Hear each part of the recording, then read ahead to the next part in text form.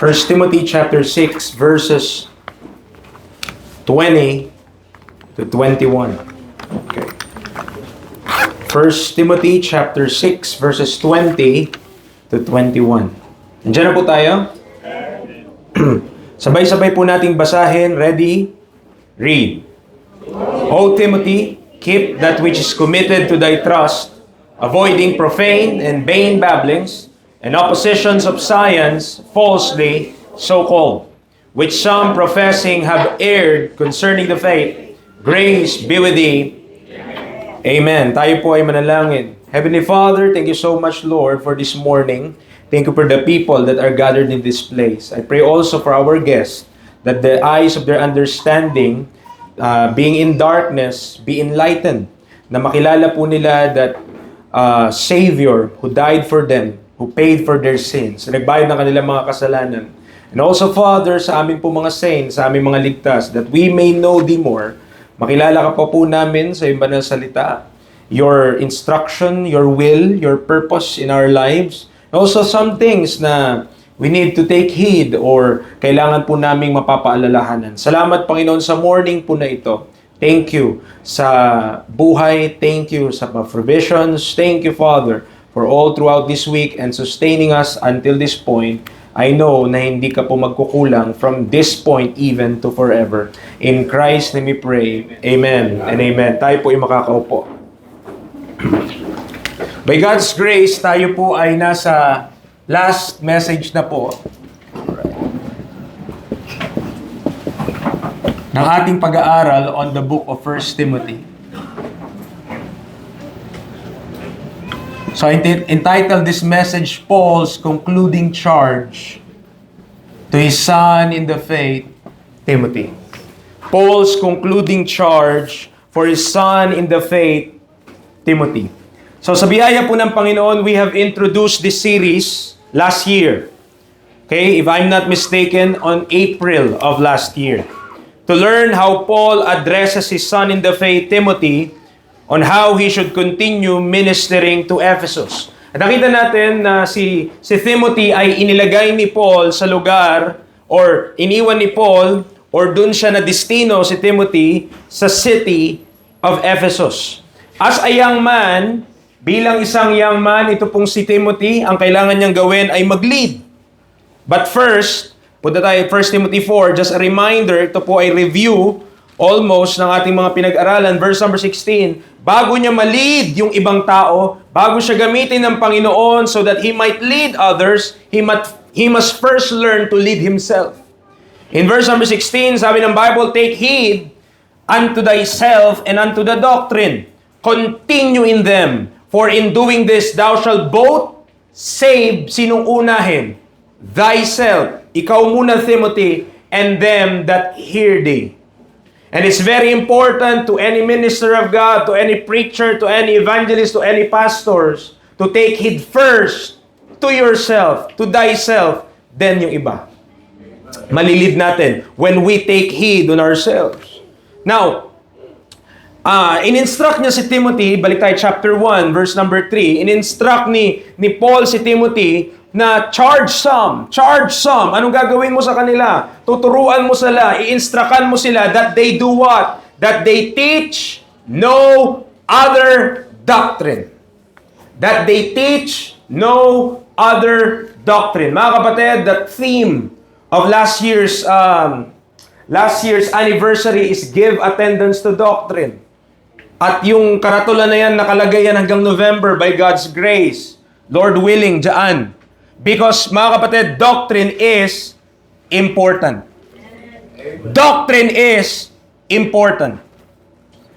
Depart from the true doctrine of Christ. Depart from the doctrine of the Bible. Depart from the doctrine of the rightly dividing the word of truth. At magkakaroon ka ng napakaraming problema. If we will depart from the truth and teach other doctrine, mga kaibigan, mga kapatid, we are disobeying the Scriptures.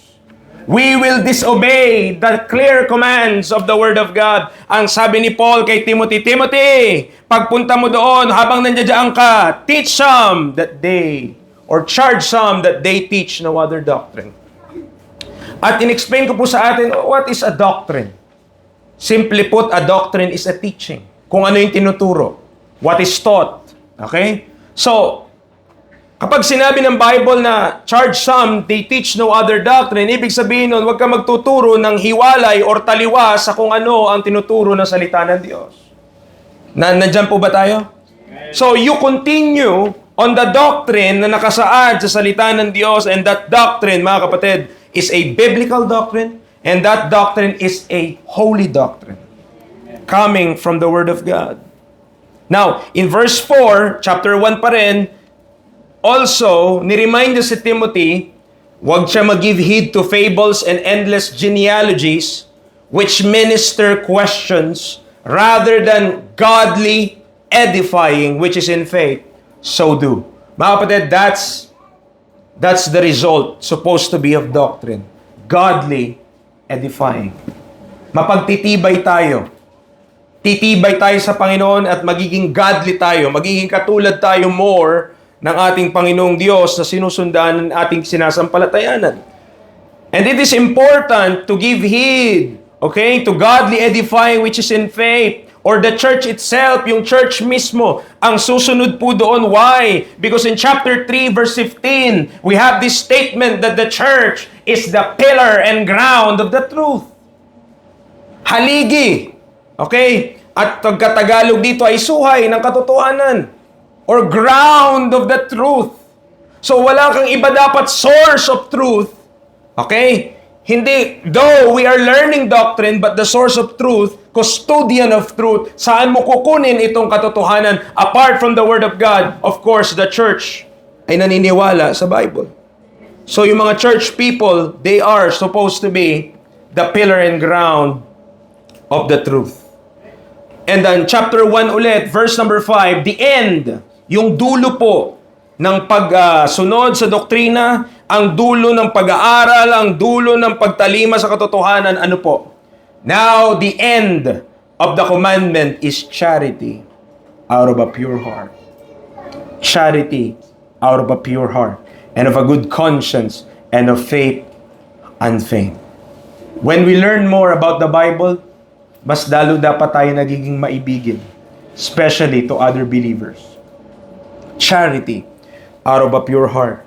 We see here the necessity for church leaders to be sober, with good conscience and faith unfeigned. That is why nasulat din yung chapter 3, a reminder to the qualification of a bishop, a reminder also of the qualification of a deacon. Nakalagay doon, nakasaad to doon, what supposed to be, how to live according to the truth of God and according to godliness. At yung mga past message natin, I believe, 4 na mensahe, we have touched on the danger of loving riches, but trusting the only potentate, the King of Kings and Lord of Lords. So, nag-span yung lahat ng mga yon, mga kapatid, for the past, hindi man siya dire-diretso, pero I believe more than 30 messages. 30, 31, nasa ganyang range lang siya. Kasi pini-playlist naman natin siya sa YouTube, at nakalagay doon, 30 pa lang. So, ito pang 31 if I am not mistaken about the numbering. Okay? So, now, we come to the last 2 verses of this book. Sabi ni Paul kay Timothy, "Oh, Timothy, keep that which is committed to thy trust, avoiding profane and vain babblings, and oppositions of science, falsely so called, which some professing have erred concerning the faith. Grace be with thee. Amen." So number 1, sa atin pong sa concluding charge ni Paul kay Timothy, number 1, okay, he reminds about the commitment. Pinaalala ni Paul na meron pong nakakommit dito kay Timothy. Sabi niya, keep, which is, sabi niya, verse number, keep that which is committed to thy trust. So, pinaalala ni Apostle Paul on his concluding words or farewell messages dito sa 1 Timothy. Of course, susulatan pa ni Paul si Timothy na isa pang letter on 2 Timothy. But before that letter, ito na yung dulo nung mensahe o nung sulat na pinadala ni Paul kay Timothy. At sabi niya in verse number 20, "Oh, Timothy, keep that which is committed to thy trust." So ang dapat gawin ni Timothy, Timothy has to carry the contents and instructions of this letter from that point until the Lord calls him home. Kagaya kay Apostle Paul, 2 Timothy. Turn to 2 Timothy, and this is the testimony of the Apostle Paul in his ministry. 2 Timothy chapter 4, verses 6 to 8. Imagine an aged saint. Halos mabulag na siya o bulag na siya during this time. O halos mabulag na siya, tagang malabo na yung kanyang paningin, mahina na siya, okay? At kukunin na siya ng Panginoon, malapit na. Now, si Paul sa dulo ng kanyang takbo, and this is his testimony. Sabi niya, verse 6 to 8, "For I am now ready to be offered, and the time of my departure is at hand. I have fought a good fight. I have finished my course. I have kept the faith. Henceforth, there's laid up for me a crown of righteousness, which the Lord, the righteous judge, shall give me at that day, and not to me only, but unto all them also that love is appearing." The aged saint, the aged apostle, the apostle of the Gentiles, the apostle Paul, on his last days on earth, sabi niya, "Timothy, ready na ako to be offered, and the time of my departure is at hand." He is very confident kung saan mapupunta yung kaluluwa niya, or he is very confident to leave this world. Why? Because he know whom he had believed. Kilala niya kung sino yung sinampalatayanan niya. Kilala niya kung sino yung Panginoong Jesucristo na even nagligtas sa kanya, tumawag sa kanya, at gumamit sa kanyang buhay while he is on earth. That's why he is very confident to tell Timothy, "Timothy, I am ready to be offered." Kaya mo bang sabihin yun? Could we say that? That we are ready to leave this world anytime? I am now ready to be offered, and the time of my departure is at hand. Preacher! Bata pa ako. Preacher! Marami pa akong pangarap. Preacher! Marami pa akong ambisyon. Yes! You could do that. But what if your time ends? Just like that. Like a vapor that vanisheth away, appeareth for a little season, and then gone. Paano kung ganun ang buhay natin? Could you still say that you have the guarantee na ang ating buhay we could extend to 20 years, 30 years, 40 years? We could not say that. Dahil ang buhay po, yan lang, ganun lang kabilis, saglit lang. At regalo ng Diyos kung bakit nabubuhay pa tayo hanggang sa panahon po na ito. But the Apostle Paul, amen, of course, in the context of his ministry, handa na siya, departure is at hand. Pero that's why, underneath that statement is also the assurance na alam niya kung anong tatanggapin niya dun sa taas. Ibig sabihin, alam niya kung saan siya papunta. Why? Dahil yung tagapagligtas niya, pinaniwalaan niya yun. Sometime when he was going to Damascus, na ang kanyang purpose ay i-persecute yung mga Kristiyano, but instead, he was saved by the grace of God. Instead of being the persecutor, he became the persecuted for the sake of Christ, para sa Panginoong Hesukristo. Pero ang maganda doon, yes, Kristiyano si Paul, yes, siya po ay nakakilala sa Panginoon, pero hindi siya nanatiling ligtas lang. Hindi siya nanatiling, okay na ako, komportable na ako, langit na ako. No. Nagpatuloy siya. Bakit?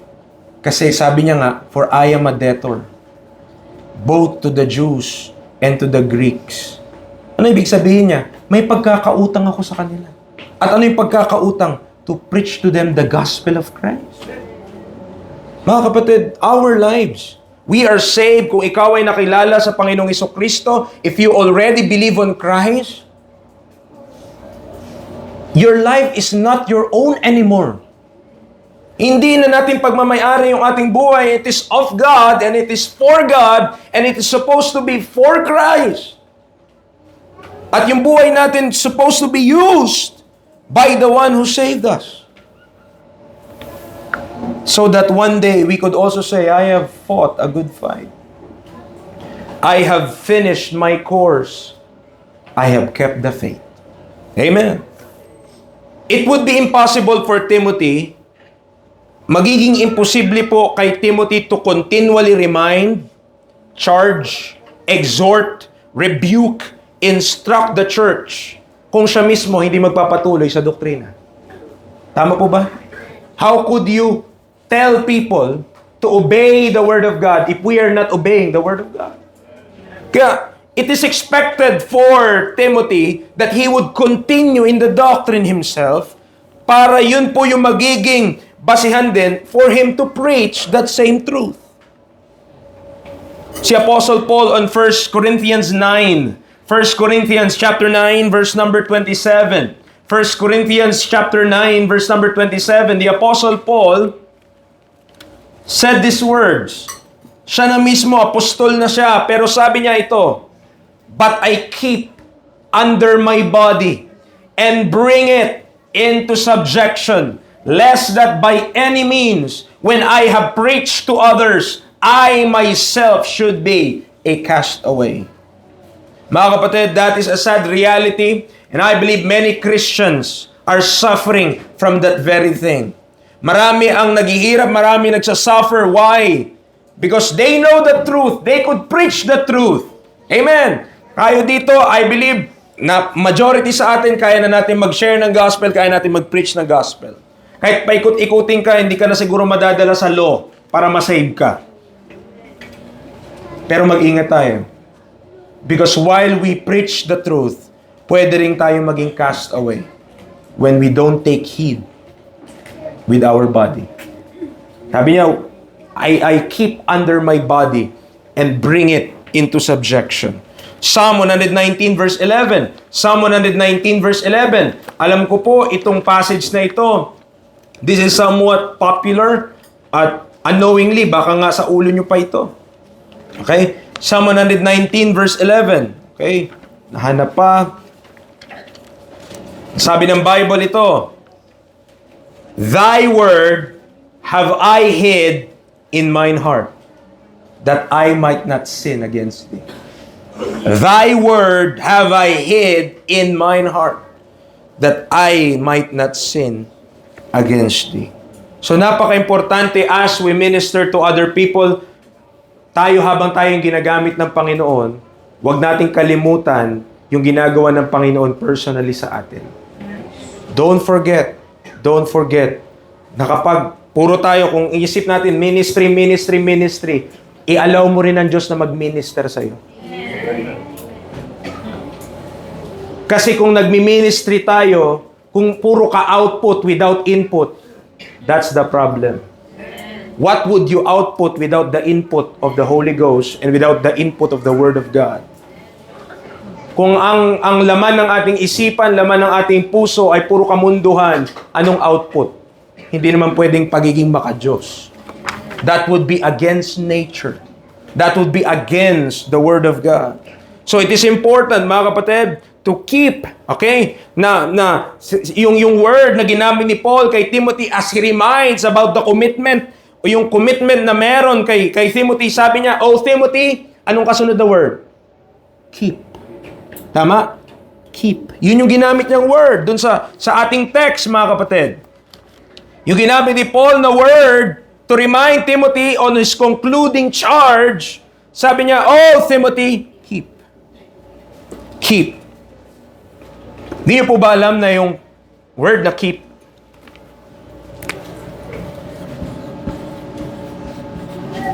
is one of the oldest instruction of God to man?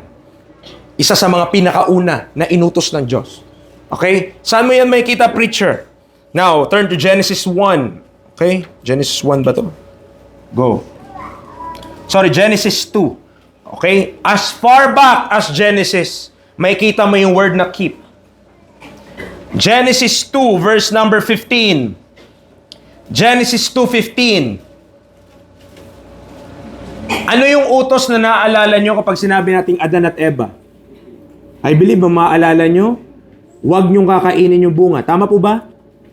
Alam ko, kapag instruction, yun yung maalala natin, ay, naalala ko, preacher, huwag daw kainin yung pinagbabawal ng Diyos. Bago sinabi ng Diyos yun, sa verse number 16, verse 15 muna.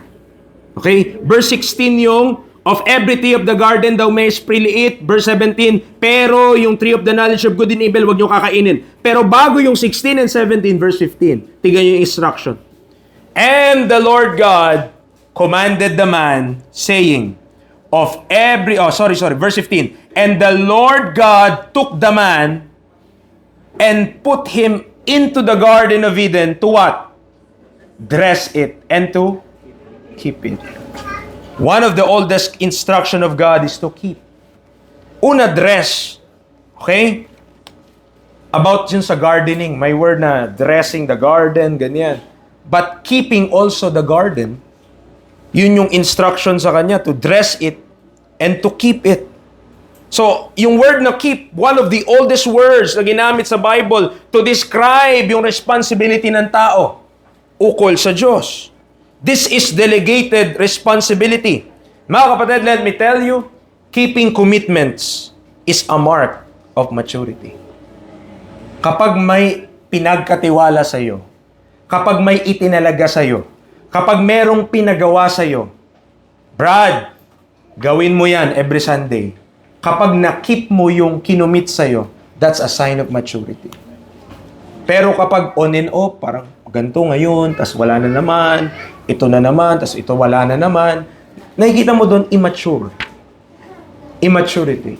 But when you could delegate something to someone, na kapag, halimbawa, yung magulang may papagawa sa kanyang anak, tapos consistent na gagawa ng anak niya yun nang walang pagrereklamo, walang pagsisimangot, walang pagdadabog, walang pagtatapon ng mga kutsara tinidor. Mga kapatid, kapag nagagawa iyon on a consistent basis, that is a sign of a maturing person. Kasi you could keep what is committed to you. But if you could not keep what is committed to you, hindi ka magmamature. Amen. So, kung gusto natin, preacher, paano ko masasabi na ako'y nagmamature na? Are you keeping your commitments? Amen. Maraming commitment. Ministry, maraming iba-ibang commitment. But are you keeping your commitments? Amen. To the husbands, kinumit po ng Panginoon sa atin to love our wives. Are we keeping our commitments?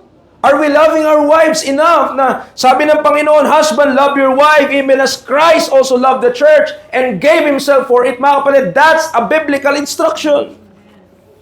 But are we keeping that commitment of God? O to the wives din, mga kapatid, sabi ng Bible, submit to your own husbands as unto the Lord. Are you keeping your commitment? That is a sign of maturity. When we learn that what is committed unto us, yung binigay sa atin, dinelegate sa atin, natututunan nating i-keep. Keep doing it. Every single week. Every day. Every time. Consistently. Without murmuring. Without complaining. Without pagdadabog at pag-ano, wala. Are we keeping our commitments? And also, keeping commitments is one also of the necessary things na dapat matutunan na isang young man before he enter into marriage. Bago pumasok sa pag-aasawa ang isang young man, he needs to learn how to keep commitments. Or else, kung young man pa lang siya, hindi siya nakaka-keep ng commitments. Okay? Palagi siyang may excuse. Palagi siyang sabi, hindi kasi yung uso mahaba. Kapag ganyan, mga kapatid, di pa siya ready. Bakit? Kasi hindi ka naman pwedeng magreklamo pag nasa marriage ka na. Ganon. Diba? Hindi pwede yun. Dapat we learn to keep what we committed to o kung ano man in-entrust sa atin ng Panginoon, we should learn. Proverbs 24 to supply doon sa sinasabi ko po kanina, Proverbs chapter 24. Proverbs chapter 24, verse number 27. Proverbs 24, verse number 27.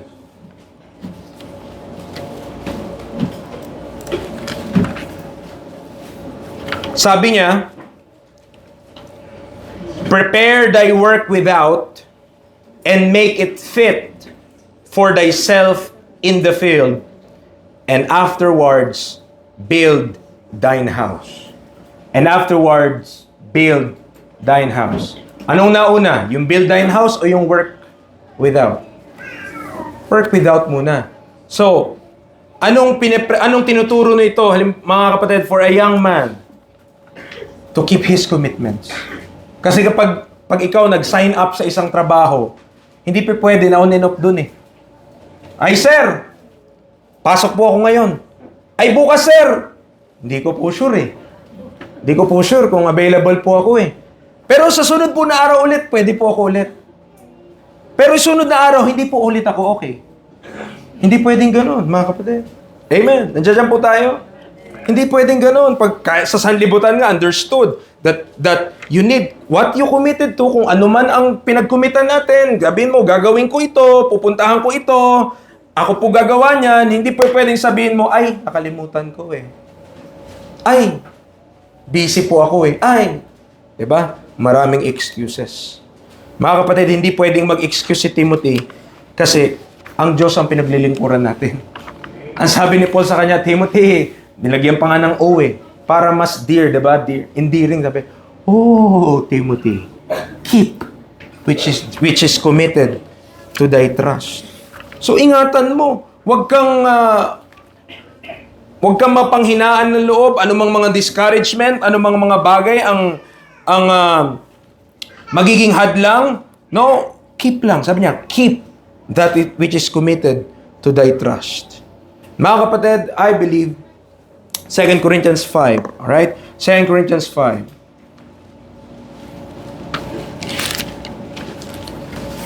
Second Corinthians chapter 5.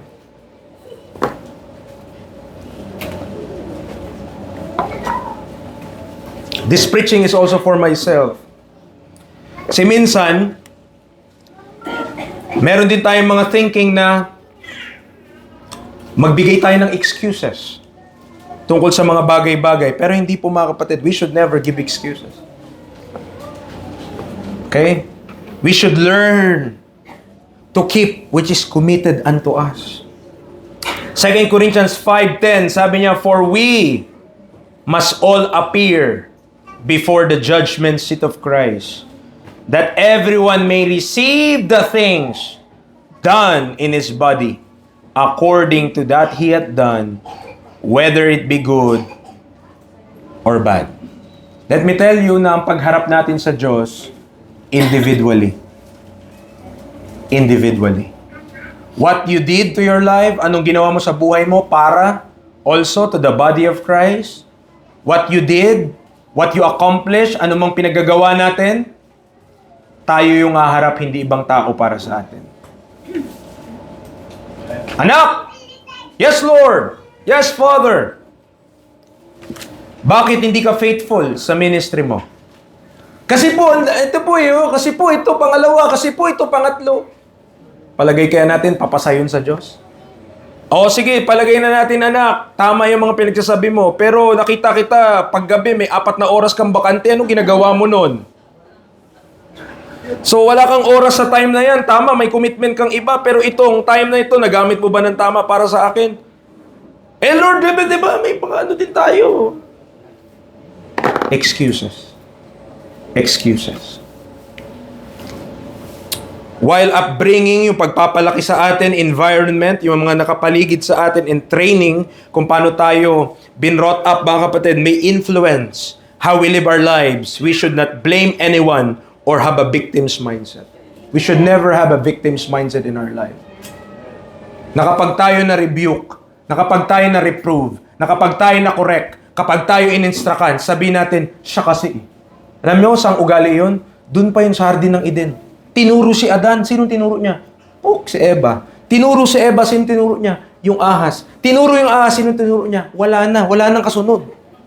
No? Kawawa naman yung ahas. Pero, mga kapatid, kawawa din talaga yung ahas. Dudurugin yun in the end. Pero what bilang marks and also of maturity, mga kapatid, if we want na tayo ay mag-grow, tanggalin natin sa sistema natin ang excuse. Remove excuses and you will grow. May gawain tayo mga kapatid dito. Busy ako, pero yes po! Sama ako! O, teka, busy ka, pero gagawan ko po ng paraan yan by God's grace. Kasi we could, if you just decided na you will make it work sa biyaya ng Panginoon, tutulungan naman tayo ng Panginoon. I can do all things through Christ which strengtheneth me. 2 Corinthians chapter 6, nandito na tayo on same passage. 2 Corinthians chapter 6 verse 1. 2 Corinthians chapter 6 verse 1. Ano sabi ng Bible? We then, as workers together with Him, beseech you also, that ye receive not the grace of God in vain. So, hindi dapat natin tanggapin yung biyaya ng Diyos na walang kabuluhan. Verse number 3, giving no offense in anything, that the ministry be not what? Be not blamed. But in all things, approving ourselves as the ministers of God, in much patience, afflictions, necessities, distresses, stripes, imprisonments, tumults, labors, watchings, fastings, by pureness, by knowledge, by long-suffering, by kindness, by the Holy Ghost, by love unfeigned, by the word of truth, by the power of God, by the armor of righteousness, on the right hand and on the left, by honor and dishonor, by evil report and good report, as deceivers and yet true, as unknown and yet well known, as dying and behold we live, as chastened and not killed, as sorrowful yet always rejoicing, as poor yet making many rich, as having nothing and yet possessing all things. In the ministry, mga kapatid, we should have a thankful heart and a thankful mind to God. Grateful. No? Na hindi natin isisisi sa iba. Hindi natin isisisi sa ibang tao. Okay? Pero, alam natin na ang Panginoon nag-work sa atin. Amen. Timothy's position, like Paul's, is committed unto them. They are not entitled to it. 1 Timothy 1:12. Punta tayo, balik tayo sa ating little epistle, 1 Timothy 1, verse number 12. Remind ourselves every time, paalala natin sa ating sarili every time, na walang sino man sa atin, walang sino man, kahit sino po sa atin, ang nandirito dahil sa ating sarili lang, but by the grace of God. 1 Timothy 1 verse 12, ano sabi ng Bible? And I thank Christ Jesus our Lord, who hath enabled me, for that He counted me faithful, putting me into the ministry. He counted me faithful, putting me into the ministry. Nagpapasalamat siya sa Panginoong Jesucristo, na kung saan yun yung nag-enable sa kanya. Ibig sabihin, dati, yung word po dito na ginamit, enable. Pwedeng ang kabaliktaran ng enable, unable or disable. Okay? At kung wala po ang Panginoong Jesucristo, gusto ko po i-remind sa atin, ang sabi sa Romans, for yet we were without strength. In due time, Christ died for the ungodly. Malakas ba tayo? Hindi. Dahil lang sa Panginoong Jesucristo. So, kanino dapat ang glory? Sa atin, no. But to God. But to Him. Okay? Sa Panginoon lang. Hindi sa atin. Sapagkat siya lang yung nagbilang sa atin to be faithful. Kagaya kay Apostle Paul, he counted me faithful, putting me into the ministry. Kung saan tayo may utang na loob? Sa Diyos lang. To God Himself. Amen. Because He is the one who saved us. Siya yung nagligtas sa atin, nagbigay sa atin ng ministry. He is the one who also allow us to continue in the grace of God. So pangalawa po, okay, not just reminds about the commitment. Pero yung ating last passage, it reveals the challenge. Okay. Meron pong challenge pagdating sa pananampalataya. Merong challenge sa ministry. Merong challenge sa pagpapatuloy sa Panginoon. Amen? Merong mga hadlang. May mga hindrances. Sabi niya kay Timothy, balik tayo sa ating text, O Timothy, keep that which is committed to thy trust, avoiding profane and vain babblings. Avoiding profane and vain babblings. Okay, dalawang beses lang po na nag-appear yung wording na yon sa Bible at yung pangalawang beses sa 2 Timothy 2. Okay? Dalawang beses lang yung profane and vain. Okay? Dalawang beses lang po. Profane and vain babblings, ito na yung second time. Yung una, yung sa 1 Timothy, yung pangalawa, 2 Timothy 2:16. Ang sabi niya, but shun profane and vain babblings, for they will increase unto more ungodliness. Tingnan niyo yung verse bago mag-verse 16. Kung ano yung verse na yun.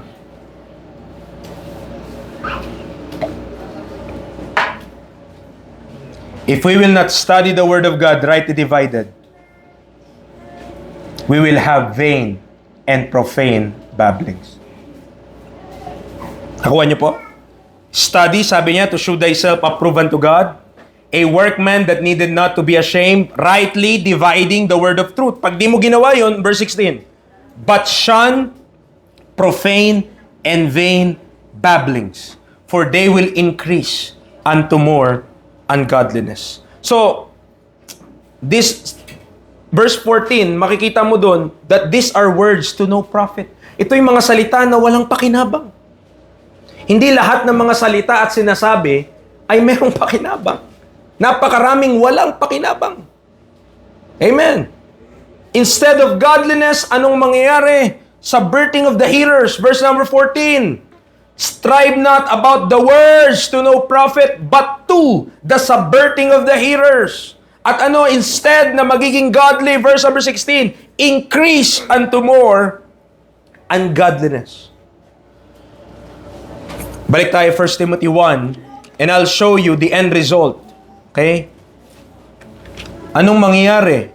Anong mangyayari kung hindi mag-a-abide sa truth? Anong mangyayari kung hindi magpapatuloy sa katotohanan? Verse number 19, 1 Timothy 1, holding faith and a good conscience, which some having put away concerning faith have made shipwreck. Of whom is Hymenaeus and Alexander, whom I have delivered unto Satan, that they may learn not to blaspheme. What's the effect? Verse number 19, shipwreck concerning the faith. Shipwreck concerning the faith. Doctrine is important. Teachings are important. Pero one of the things na gusto ko po makita sa inyo dito sa second point, sa ating text, balik po kayo doon, titigan nyo pong maigi.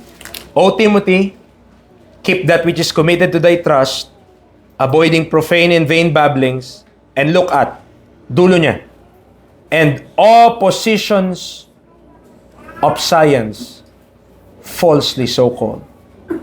And oppositions of science, falsely so called. Now, science, according to the dictionary, is knowledge.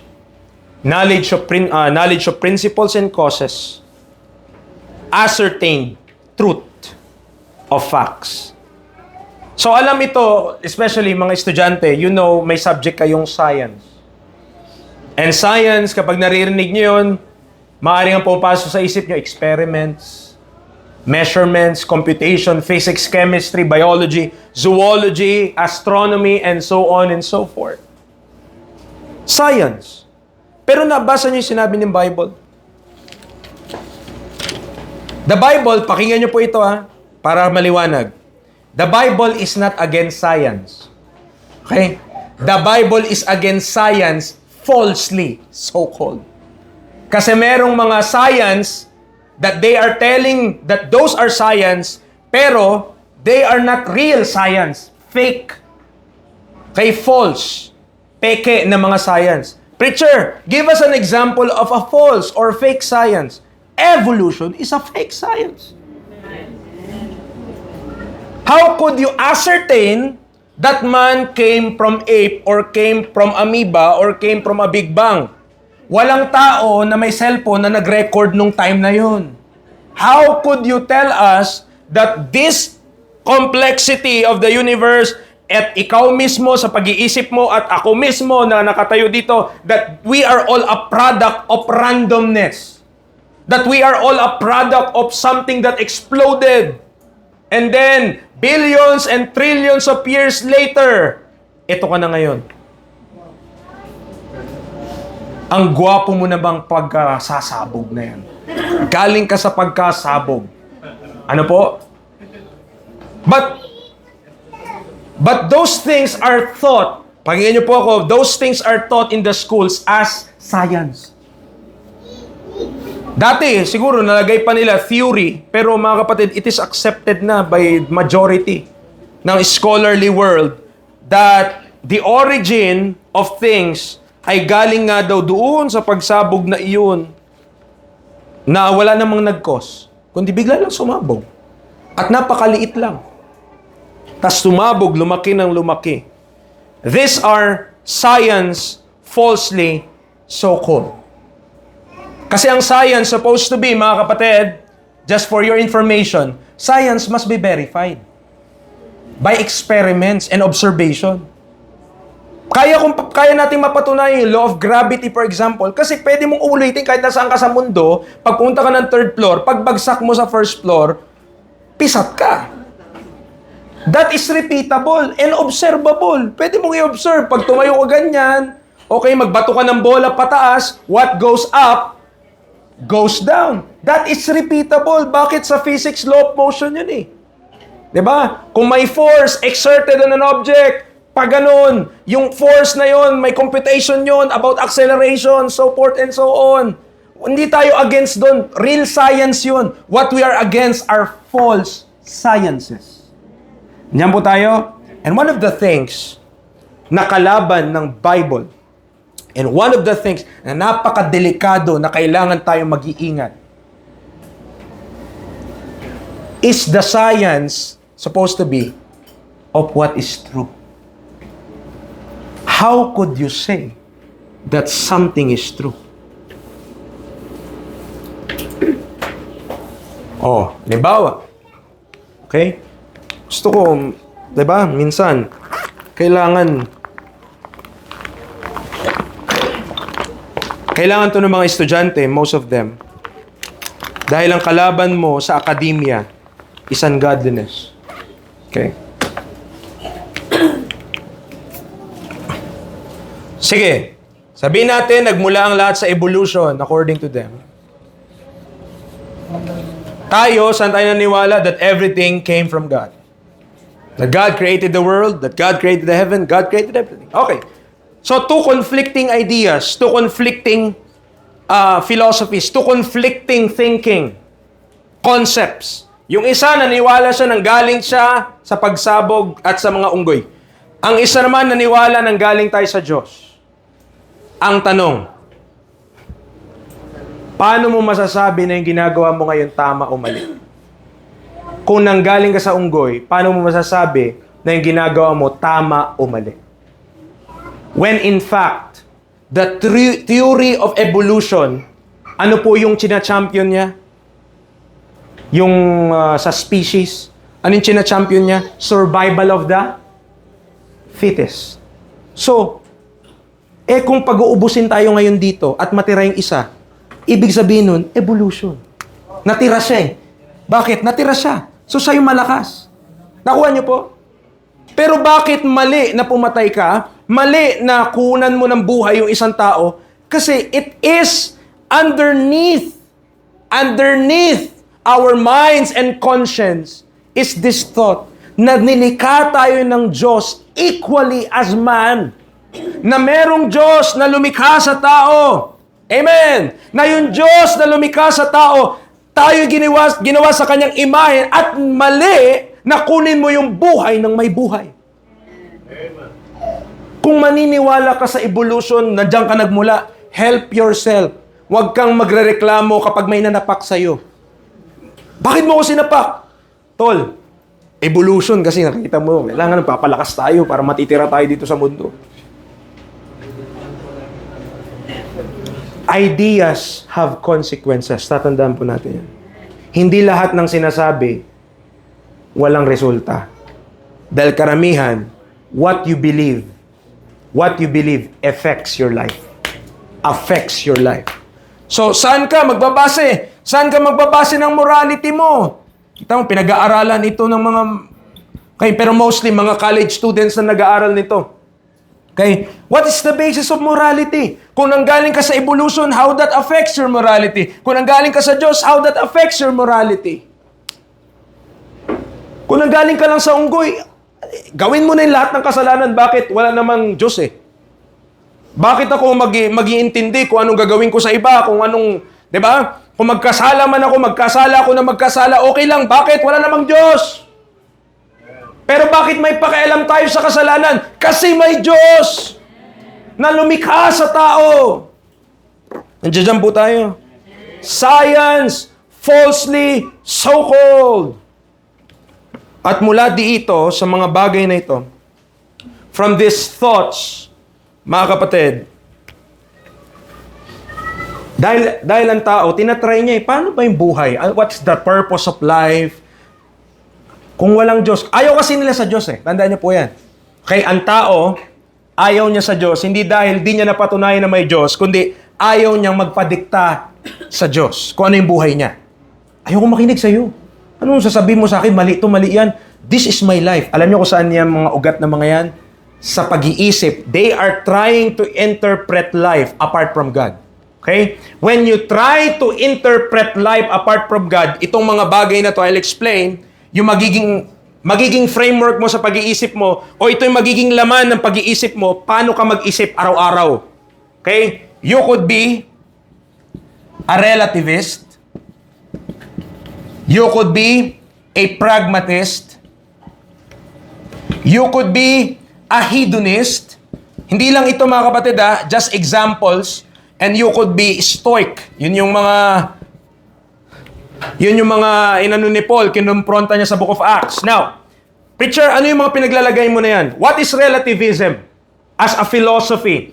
Kung paano ka mabubuhay. Alam niyo yung relativism mga kapatid? Ang katotohanan nakadepende sa tao at nakadepende sa sitwasyon. That's relativism. Okay? Depende yan. Okay? Kanya-kanyang pananaw yan.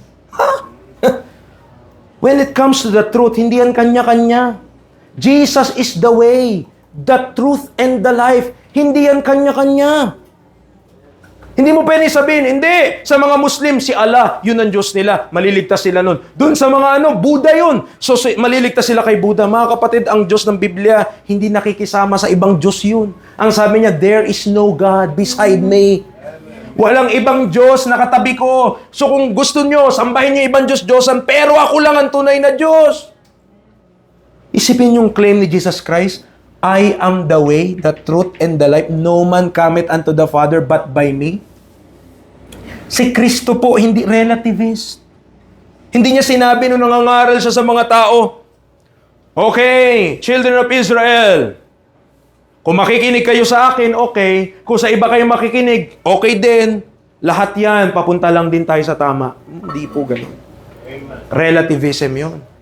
When you are thinking that everything, okay lang yan, kanya-kanya naman yan, mga kapatid. Hindi ganun ang Diyos. Unang commandment, mga kapatid, ng 10 Commandments, ano po? Thou shalt have no other gods before me. Dogmatic ang Diyos. Pakinggan niyo po. Hindi siya relativist.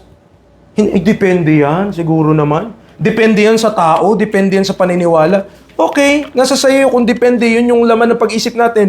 Pero, relativism, dahil pinipilit ng tao na i-interpret ang buhay apart from God. Pinipilit ng tao, ano bang ibig sabihin? Ano ba itong mga bagay na to? So siya, bilang relativist, yun yung nalagay niya sa isip niyang mindset, walang totoo talaga dyan sa mga yan. You could not tell what is the truth. Kaibigan, I could tell you the truth. Jesus Christ is His name. Amen. Jesus Christ is His name. At sasabihin natin, oh, ito yung ganito po sila eh. Kasi kami, science kami. Ah? Kayo kasi, religion kayo. Diba? Ganun din eh. Kayo science, kami science, kayo religion. Paano mo ba ininterpret ang religion? Kung ang isipin mo religion ay yung mga bagay na hindi mo nakikita, religion yun. So, naniwala ka ba sa Diyos? Di mo naman siya nakita. So, kung yun yung ibig sabihin nilang religion, mga kapatid, religion din to. Nakita mo ba na may Big Bang? Ang tanong ko. Nakita mo ba na nanggaling tayo sa amoeba? Nakita mo ba na nanggaling tayo sa unggoy? Walang nakakita nun. Imahinasyon mo lang yun.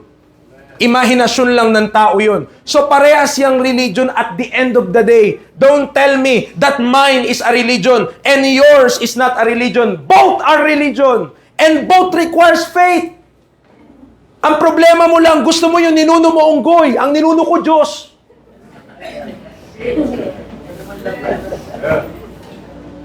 Amen. Yun ang problema. May epekto po mga kapatid. What you believe affects your life. So yung relativism na yun, kaya iyon yung resulta dahil dito ka naniwala, ang pag-iisip mo, kanya-kanya kasi yan. Kanya-kanya yan. So are you telling me the Bible is false? Are you telling me that the Bible is not true? Pag di ka naniwala sa Bible, ibig sabihin, kinukontra mo ito. So, nasa sayo. Faith pa rin naman yun at the end of the day. Problema mo, yung faith mo nakatuon dun. Yung faith namin nakatuon sa Diyos. Amen. Sa palagay ko, mas malaking pananampalataya yung kakailanganin mo para maniwala ka na galing ka sa gerbs kesa nang galing ka sa Diyos. Mas malaki yung pananampalatayang kailangan mo dun kesa dito. Kasi, mga kapatid, kahit anong bagay ang tingnan mo dyan, sigurado ako may tao na nag-isip para magkaroon yan. Yung aircon na yan, factory naman yan eh. Sino nag-program sa factory na gumawa ng mga ganyan? Sino nag-program sa mga electronics para maglabas ng sound? Sino ang naglilok ng pulpitong ito para maging pulpito ito? Tao po.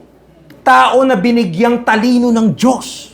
Tao na binigyan ng Diyos ng karunungan. Tao na binigyan ng Diyos ng kakayanan. Pero kung nagmula ka sa unggoy, talagang wala kang pag-asa, boy. The Bible. Amen. Nakikita niyo po yung kinakaharap natin? Kaya sabi ni Paul falsely so-called yung mga yan. At ang resulta niyan mamaya sa number 3, merong mga nag-err from the faith. Posible po yung mga young people natin dito, aral sila ng aral, pero wala na pala silang pananampalataya sa Diyos. Bakit? Yun yung natutunan nila. Akala nila tama. Akala nila okay lang. Akala nila knowledge, pero hindi. They counter the faith that is given to us by God. Yun ang nangyayari. Preacher, ano po yung pragmatism? Pragmatism, yan naman yung mga kasabihan na the end justifies the means. Okay? The end justifies the means. Kahit anong gawin ko, basta maganda kalalabasan. Tama yun. Diba? Ganun ba ang katotohanan? Kahit ano na lang, basta sa dulo, okay? Pragmatism yun. The end justifies the means. Okay? But the Bible is, hindi po ganun. Ang Bible, what you sow, you will reap. That's the nature of the creation. Kung ano ang tinanim mo, yun yung aanihin mo. Pragmatism, doon pa rin niya nakatungtong sa ibang mga ideology na malayo sa Diyos. Amen. So the end justifies the name. Preacher, ano naman yung hedonism? Ito, palagay ko, marami sa ating guilty dito. Ano yung hedonism? Basta kung saan ako masaya. Hedonism yun. Buhay ko to. Baka kung saan ako masaya, yun na. Okay? Yan yung hedonism. Basta happy. Okay? Basta masaya ako sa ginagawa ko. Huwag mo ko papakialaman. Hedonism yun. Rooted in pleasure. Okay? Rooted in the things na kailangan daw ang pinupurso mo sa buhay mo, yung kung ano, saan ka sasaya. Mga kapatid, sabi ng Bible, there are things which seemeth right unto a man, but the end thereof are the ways of death. Sa palagay mo, masaya yung ginagawa mo. Okay, goody-goody. Yung mga ginagawa natin, masaya. Pero dulo pala, pak. Lagapak. Hindi lahat ng masaya ka, tama. Hindi lahat sa tingin natin, okay lang, masaya ako sa ginagawa ko. Hindi ganoon ang buhay. Diba, minsan, ang sarap kaya manapak. Masaya ako dito. Pero hindi porket masaya ka sa ginagawa mo, tama. Anong magiging basehan natin? Bible, Diyos. Hindi inaalis mo sa Diyos ang iyong pag-iisip. Kapag gano'n na mangyayari, mga kapatid, delikado talaga tayo. O doon naman sa stoicism, or di ba, sa stoic, na nakonfronta ni Paul, nakalaban ni Paul yan sa Athens, yung mga yan. Mga kapatid, tandaan niyo po, si Paul pumunta siya doon sa Athens.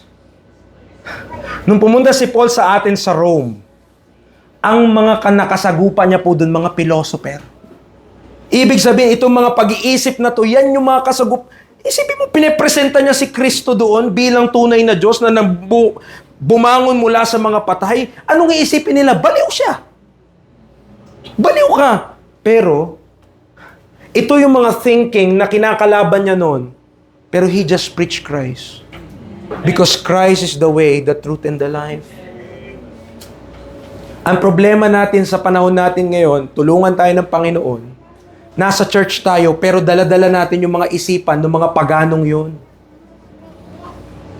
Nasa church na tayo ngayon, Bible na inaaral natin, pero habang nag-aaral tayo ng Bible, ang pag-iisip natin, ganito. Kaya pa nakinig tayong preaching, Preacher, preach ka. Uy, sumasaya ako dyan, preacher, gusto ko yan. Ay, nasasaktan ako dyan, preacher, ayoko yan. Hedonis! Hedonis, bakit? Ang gusto lang yung masaya siya. Ay, ang ganda ng ganung preaching, preacher. Gusto ko yan. Ang saya-saya naman. Amen. Salvation. Amen. Eternal life. Amen. Pupunta ng langit. Iwanan ang kasalanan. Pangit niya. Huwag na yan. Diba? Nasa Bible na tayo eh. Nasa salita na tayo ng Diyos. Pero ang pag-iisip natin, nadala natin yung isipan ng mga pagano. Yan yung challenge kay Timothy. Nasa city of Ephesus siya, mayaman yung lugar na kung nasa saan siya. Ibig sabihin yung mga tao din po doon, mga edukado.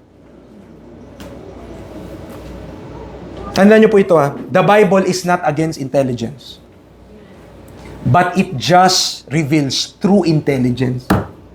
Kasi may intelligence na fake. May science na fake. And these things, kapag ito yung pinaniwalaan natin, akala natin matalino tayo. Mga young people akala nyo magagaling kayo. Pero ito yung napupunta sa mga isipan nyo, naku po, mag-isip-isip na kayo. That's not biblical. That's against God. Diba? Oh, anak, ba't di ka sasama ng young people? Di ako masaya dun, mama eh. Di kasi ako di ako masaya dun. So, ibig sabihin, gagawin lang natin kung ano masaya tayo. Masaya ba magtupi ng higaan araw-araw? Hindi naman Masaya bang maligo araw-araw? Hindi. Kaya nga iba sa atin, hindi na pinapractice yan eh. Amen. Hindi porket, hindi masaya, hindi mo gagawin ang pagtututbrush. Nakakapagod nga yan eh. Toothbrush ka pa, umaga, hapon, gabi. Bakit ka magtututbrush? Kaya yung iba, tinatamad na, huwag na magtutbrush. Pero kailangan mo yung gawin kahit hindi mo gusto. Amen. Kasi mercy yun sa ibang tao. Amen. Mercy. Nandyan po tayo. Stoicism. Dito naman, master yourself. Parang kaya ko mag-isa. Di ko kailangan ng iba. Kaya ko mag-isa. No? Yan problema natin minsan. Mga kapatid, tandaan natin, no man, sabi nga, isa na island. Walang sino man sa atin ang sumulpot na lang dito sa sanlibutan kagaya ni Adan. Pagkatapos ni Adan, lahat ng tao pinanganak na may magulang. Amen. So nobody of us could say that we could live na tayo lang, mag-isa lang tayo. Kailangan natin ng iba, especially the brethren, especially the church. Kailangan natin, wag natin isipin, kaya ko to mag-isa, kaya ko to mag-isa. No? Mga nagsabi nun, kaya nila mag-isa, wala na sa church. Kasi kinaya nila eh. Amen. Kasi kaya nila mag-isa. Hindi natin kaya. I can do all things through Christ. Palaging ganun. Palaging may kasama. Palaging may tao na tutulong sa... Hindi pwede na ikaw lang. Kahit nga di ba? Sabi nga ng Romans, how shall they hear without a preacher?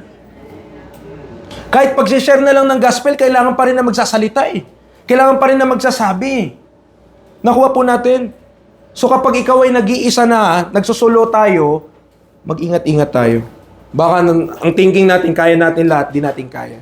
Sa biyaya lang po ng Panginoon ang lahat ng mga bagay. Nandiyan po tayo? Now, last point. No, baka too much extend pa tayo. Number 3. Okay? Hindi lamang it reminds about the commitment and it reveals the challenge. Pero yung last, the concluding charge of Paul raises the concern. Okay? Raises the concern to Timothy. Ano yung concern, preacher, ni Paul? Ang concern niya, verse number 21, which some professing have erred concerning the faith. Grace be with thee. Amen. Mga kapatid, faith is very important. Ang tawag po sa atin, mananampalataya, di po ba? Believers. Why? Because hindi pa natin nakikita yet. Kumbaga, yung Diyos na ating sinampalatayanan, yung Kristo na ating sinampalatayanan, yes, hindi ko pa nakikita siya in my fleshly eyes. But one day I will. One day I will meet with my Savior. One day I will meet Him in the air, face to face. Salamat sa Panginoon. But before that time, before He calls me home, ang problema, we could be erring from the faith. It is very possible that somebody err from the faith. At yun yung concern ni Paul. Kaya niya pinapaalalahanan this young man Timothy. Many believers and even leaders of churches had been subdued by the thinking of this world, which undermines their faith to the absolute truth of the Word of God. Colossians 2 verse 8. Mga kapatid, let we be not mistaken. I believe the Bible. Amen. To be absolutely true. Ito pong salita na I believe this to be absolutely true. Kasi kung ihihiwalay mo ko sa Biblia at lalagay mo ko sa ibang pananampalataya, walang kapag-pag-asa doon. Walang kapag-pag-asa.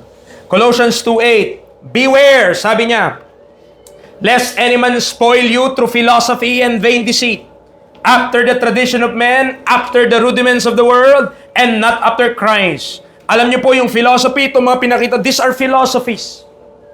At anong gagawin niya? It will spoil you. Nanakawan ka niya. It will rob you empty.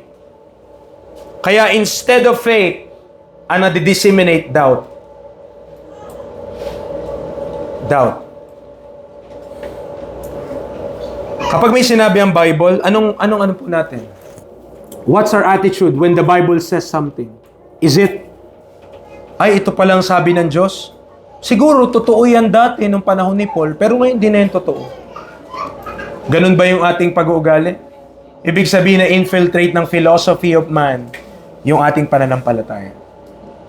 Our attitude should be, when we study the book, at alam naman natin para sa atin ito, given to us, Gentiles, ay ito palang kalooban ng Diyos. Lord, help us to kung paano po namin i-apply sa buhay po namin. Kasi hindi po madali. Mas i-reward pa ng Diyos yung humility kesa yung outright na inaano mo talaga. Kumbaga, ayoko yan. Dati man, old style na yan, mga kapatid. Ang salvation mo, tandaan mo, old style. Si Kristo hindi namatay kahapon. Magda2,000 taon na po yung namatay siya. Pero naniwala ko yung dugo niya, nakapagligtas pa rin hanggang sa point na ito. Old school yun, old style yun. Huwag mo sabihin ng Bible, ay, luma naman na yan. Oh, yung tagapagligtas mo, luma na. He is from the ancient of days. He is from everlasting. What do you expect? New? Of course, old yun. Pero hindi ibig sabihin old, kailangan mo nang i-despise.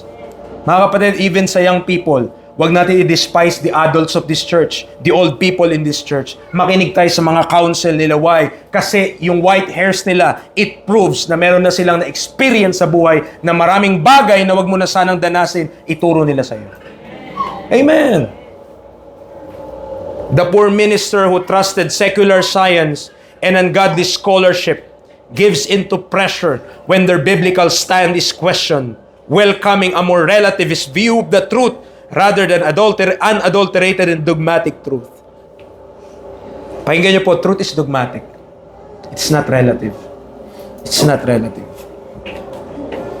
Brethren, our schools, marami po teaching these types of garbage. Even the world, marami, tinituro ito. Kahit sa mga palabas, ito yung unknowingly natuturo ito. Na-adapt ito.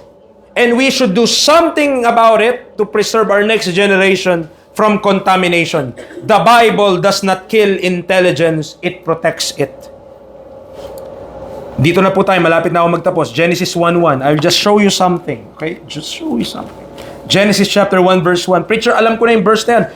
Sa ulo ko yan. Ilang beses ko na yan nakita. Ilang beses ko na yan nabasa. Okay. Genesis 1 verse 1. In the beginning, that's time. God created, that's energy. The heaven, that's space. And the earth, that's matter. Yan po yung binanggit ko. Time, energy, space, matter, components of physics. And it's in Genesis chapter 1 verse number 1. In the beginning, time, God created the energy, the heaven, space, and the earth, matter. Huwag nating sabihin na ang Bible outdated. Kasi nagki-keep up pa lang yung true science with the Word of God. Bakit mas advance ang Bible?